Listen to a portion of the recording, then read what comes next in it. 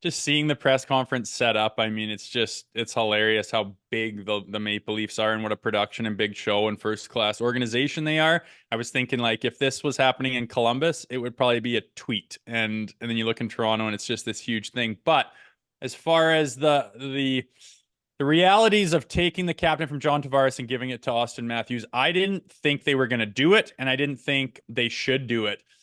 But after watching that press conference and seeing it, they have spun it very well. They have spun it in their favor very well. And of course, John Tavares has handled it very well. And after seeing the way the summer and free agency and everything went, I see it now and I understand why they did it.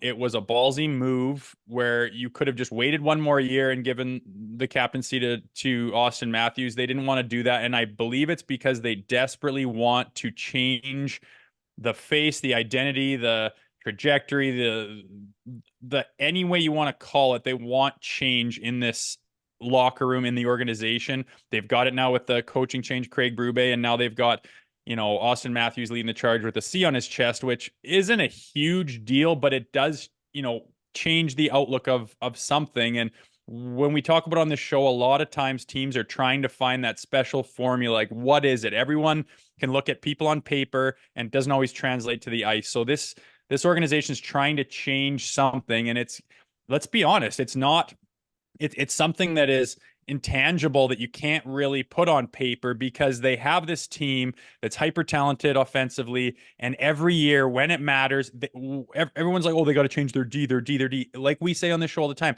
it's not their D that hurts them. They can't score a bloody goal. There's a mental block. There's something going on within the group and collectively mentally that they can't get over, and maybe little changes like this are gonna break something loose and allow them to go in a different direction mentally.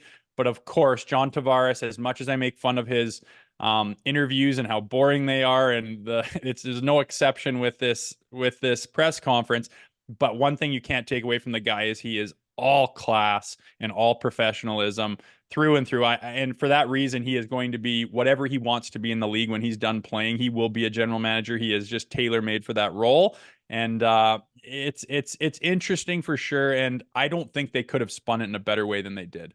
Utter class. That's exactly my thinking, because I always like to think PR standpoint whenever these big things come out, whether it's a trade or something substantial like this, like changing the captaincy, even, down to the little things of having the kids of John Tavares' kids wear the Auston Matthews jersey. I thought that was great. I thought JT said all the great things. I like the fact that he brought up this is more about the evolution of Auston Matthews and where his game's at in his career than it is about John Tavares. Like everything, I don't know if this is rehearsed. I know John Tavares, when he spoke, he had a sheet of paper and it was rehearsed, but like everything said, like there wasn't a bad thing said. And I think spinning wise, like the conversation is more about how Auston Matthews has gotten here than it is about stripping John Tavares. Like even the way it came out that it was actually Tavares's idea and he was proactive. Like we all know that's bullshit, but I think the way they handle it is perfect. And on top of that, I think this is a perfect time to insert this news. Like mid-August, the Olympics just ended. People are on vacation. Everybody's going to forget about it really, really soon. Out of sight, out of mind. Yeah, that's the way they do it, right? And they have to do it because that market is so big, and every time they, sneeze, there is just a whirlwind of press over it. So this is going to get a lot of it. Obviously, they had tailored this thing and came up with a narrative and pushed that, and they stayed very much away from taking away from John and really leaned towards giving it to Auston. And that's fair enough. Auston Matthews has emerged in the last 2, 3 years to be this monster. And I think he's only getting better. And you look at every other superstar in their organization and they kind of get the C probably earlier than Auston's gotten it. And just timing wise, it didn't really work out where John, stepped away from the organization for whatever reason, just, contracts end or you get dealt or you retire or whatever. And then the next guy gets the C. It didn't work out that way. And I kind of think it's fine, to be honest. And yeah, they go about it with their press conferences, which I'm not a guy that's really rehearsed, and like if I heard tremendous honor one more time in that press conference, I was gonna fucking snap. But it's the way they go about it. It's the way they have to go about it, because if they go off the script for 1 second, yeah, everyone will jump to their computers, ourselves included, right? We like to dissect everything that's said, but They are a first-class organization. They're very organized. They came up with this. They spun it in a way that looked totally positive. And now going into training camp, to see John being on the roster in maybe a different role, just from the outside looking in, and see Auston emerge as, okay, this is my time. This is the Auston Matthews era.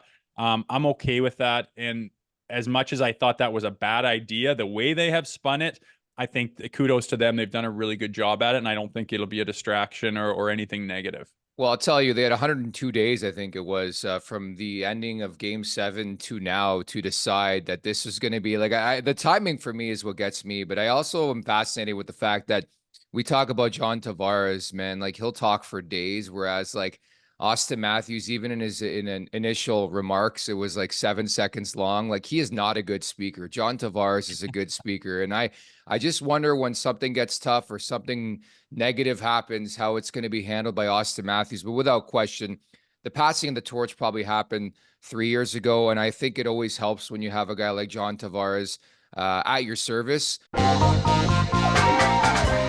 Make sure to check out more of our content right here on the Leafs Nation YouTube page. We got long form interviews, we got clips, we got epic rants by Jay Rosehill. We simply have it all. And don't forget, you can find out much more at theleafsnation.com. Thanks so much for watching.